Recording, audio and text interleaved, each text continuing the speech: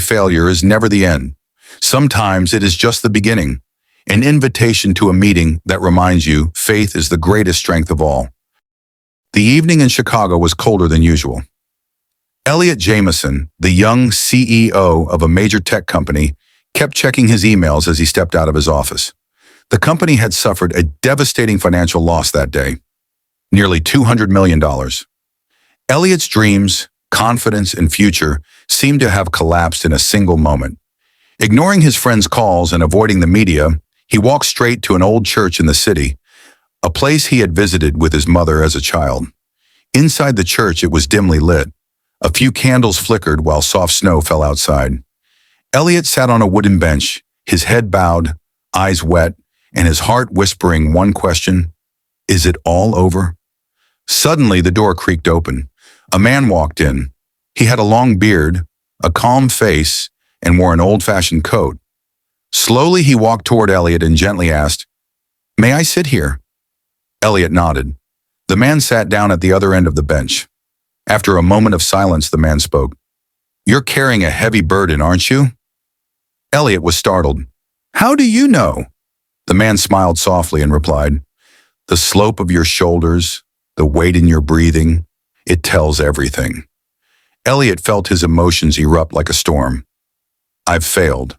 I've lost everything. My company, my dream. People will laugh at me. How do I rise again?" The man's voice was calm, steady. "Failure only becomes destruction when you mistake it for the end. Do you know that the greatest successes were born from the greatest failures?" Elliot asked, almost pleading. "But how? When everything is shattered, where do you even begin?"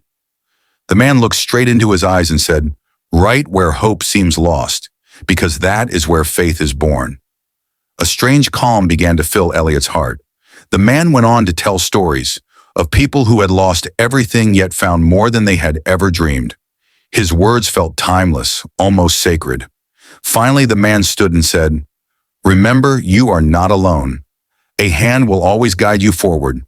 Just have faith." Elliot asked, "Will I see you again?" The man only smiled and walked out through the church door. Moments later, the priest of the church entered. Elliot quickly asked, "Father, who was the man sitting here just now?" The priest looked puzzled. "Son, I just came to lock the doors. There's no one here, except you." A chill ran through Elliot. On the bench where the man had sat, a faint fragrance lingered, and a soft glow of light. Elliot whispered to himself, "That wasn't an ordinary man. That was Jesus himself." The next day, Elliot returned to his company. Facing his team, he said, "We haven't failed.